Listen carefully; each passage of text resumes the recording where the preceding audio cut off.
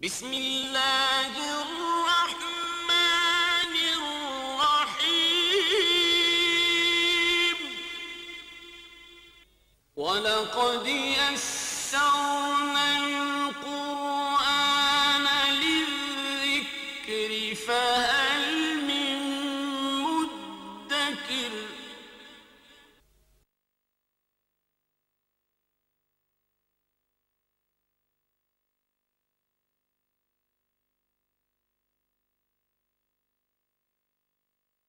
من الشیطان الرجیم بسم اللہ الرحمن الرحیم وَلَئِن سَأَلْتَهُمْ مَنْ خَلَقَ السَّمَاوَاتِ وَالْأَرْضَ لَيَقُولُنَّ اللَّهُ قُلْ أَفَرَأَيْتُمْ مَا تَدْعُونَ مِن دُونِ اللَّهِ إِنْ أَرَادَنِيَ اللَّهُ بِضُرٍّ هَلْ هُنَّ كَاشِفَاتُ ضُرِّهِ أَوْ أَرَادَنِي بِرَحْمَةٍ هَلْ هُنَّ مُمْسِكَاتُ رَحْمَتِهِ قل حسبي الله عليه يتوكل المتوكلون صدق الله العظيم رب اشرح لي صدري ويسر لي امري واحلل عقدة من لساني يفقهوا قولي. یہ مضمون قرآن مجید میں پہلے بھی متعدد بار آ چکا ہے کہ اے نبی اگر آپ ان مشرکین عرب سے بھی پوچھیں کہ کس نے پیدا کیا آسمانوں اور زمین کو، تو ہمیشہ ان کا جواب یہی ہوگا کہ اللہ نے، یعنی سب سے بڑا جو معبود ہے اللہ، اس کو مانتے ہیں، لیکن اس کے ساتھ پھر شریک ٹھہرانے لگتے ہیں. کچھ اور بھی با اختیار ہستیاں وہ سمجھتے ہیں کہ کائنات میں ہیں، ایسے ہیں کہ جن کا زور چلتا ہے، جن کی بات مانی جاتی ہے، جو خدائی اختیارات میں کچھ شریک ہیں، حصہ رکھتے ہیں. یہی اصل میں شرک ہے. فرمایا وَلَئِن سَأَلْتَهُمْ مَنْ خَلَقَ السَّمَاوَاتِ وَالْأَرْضِ، اے نبی اگر آپ ان سے سوال کریں، پوچھیں کہ کس نے پیدا کیا آسمانوں کو اور زمین کو، لَيَقُولُنَّ اللَّهُ، تو لازماً وہ کہیں گے کہ اللہ نے. قُلْ أَفَرَأَيْتُمْ مَا تَدْعُونَ مِن دُونِ اللَّهِ، اے نبی ان سے کہیے کہ تو ذرا غور کرو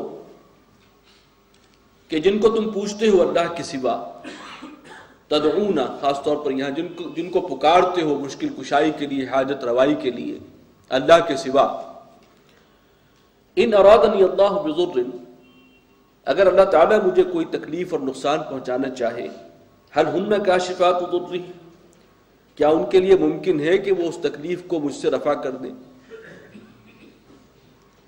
او ارادنی برحمت، یا اگر میرا رب جو ہے مجھ پر رحمت بھیجنا چاہے، مجھ پر مہربانی فرمانا چاہے، هل ہن ممسکات رحمتی، تو کیا ان کے معبودان کے لیے ممکن ہے کہ وہ اس رحمت کے آگے روک لگا دیں، اس کے آگے جو ہے اس میں بندش پیدا کر دیں. قل حسبی اللہ، کہہ دیجئے کہ میرے لیے اللہ کافی ہے. علیہ یتوکل المتوکلون، اور اسی پر بھروسہ رکھتے ہیں تمام بھروسہ کرنے والے. بھروسے کے لائق ذات صرف وہی ہے، واحد. یہی اصل میں توحید کا مضمون ہے جو بار بار ریپیٹ قرآن مجید میں مختلف اسالیب میں. یہ بات پیوست ہونی چاہیے ذہن میں کہ اور کسی کے پاس کوئی اختیار نہیں ہے. آپ لوگ جو ترجمہ قرآن سن رہے ہیں شروع سے، آپ نے نوٹ کیا ہوگا کہ بار بار ہر دوسرے صفحے پر یہ مضمون آ رہا ہے.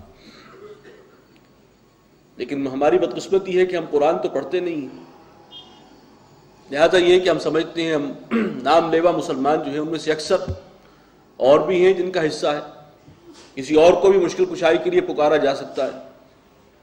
یہ جو صورتحال ہے یہ بہت واقعتاً سنگین ہے کہ جس چیز سے اللہ تعالیٰ نے سب سے سختی سے روکا ہے، وہی ہمارے اندر جو ہے اس وقت مسلمان قوم کے اندر وہ چیز راسخ ہوئی ہے. قُلْ يَا قَوْمِ اعْمَلُوا عَلَىٰ مَكَانَتِكُمْ، کہہ دیجئے کہ اے میری قوم تم کام کیے جاؤ اپنی جگہ پر، اپنے طور پر، اپنے طریقے پر. انی عامل، اور میں اپنی جگہ کام کروں گا، زور لگاؤں گا، عمل کروں گا. فسوف تعلمون من یاتیہ عذاب یخزیہ، تو جلد ہی معلوم ہو جائے گا، تم جان لو گے کہ کس پر آئے گا وہ عذاب کہ جو اسے ذلیل و خوار کر دے گا. ویحل علیہ عذاب مقیم، اور کس پر اترے گا وہ عذاب اللہ کی طرف سے کہ پھر جو دائمی ہے، ہمیشہ قائم رہنے والا. اِنَّا أَنزَلْنَا عَلَيْكَ الْكِتَابَ لِلنَّاسِ بِالْحَقِّ، اے نبی ہم نے آپ پر نازل کی ہے کتاب لوگوں کے لیے. انزلنا علیک الکتاب، کتاب نازل فرمائی ہے آپ پر. للناس ہے یہ لوگوں کی ہدایت کے لیے. بالحق یہ حق کے ساتھ نازل ہوئی ہے، سچی کتاب ہے، اللہ کا سچا کلام ہے. فمن اہتدی فلنفسہ، تو جو کوئی راہ ہدایت پر آ جائے اس کتاب کے مطابق، اپنا معاملہ اپنا قبلہ درست کر لے اس کی ہدایات کے مطابق، تو اس کا فائدہ اسی کو ہوگا. ومن ضل فانما يضل علیہا، اور جو کوئی بھٹک گیا راہ راست پر نہ آیا تو اس کا بھٹکنا جو ہے وہ اسی کے لیے نقصان دہ ثابت ہوگا. وما انت علیہم بوکیل، اور اے نبی آپ ان پر ذمہ دار نہیں ہے، داروغہ نہیں ہے کہ زبردستی ان کو راہ ہدایت پر لے آئیں. اللہ یتوفی الانفس حین موتها، اللہ تعالیٰ جان کو قبض کر لیتا ہے موت کے وقت. واللتی لم تمت فی منامها، اور جن کی موت کا وقت نہیں آیا ہوتا ان کی جان قبض کر لیتا ہے نیند میں. یہاں پر یہ بات ایک عجیب سی لگتی ہے، لیکن واقعتاً نیند میں بھی ایک چیز شعور تو سلب ہو گیا انسان کا. وہ جو کہا جاتا ہے کہ سویا ہوا اور مرا ہوا شخص بہت سے اعتبارات سے برابر ہے، تو اس وقت وہ اپنے شعور میں نہیں ہے، اپنے حواس میں نہیں ہے، اسے نہیں معلوم گرد و پیش کیا ہو رہا ہے، وہ اپنے ہی خوابوں کی دنیا میں کہیں ہے. تو اس سے بھی کوئی چیز اللہ تعالیٰ قبض فرما لیتا ہے.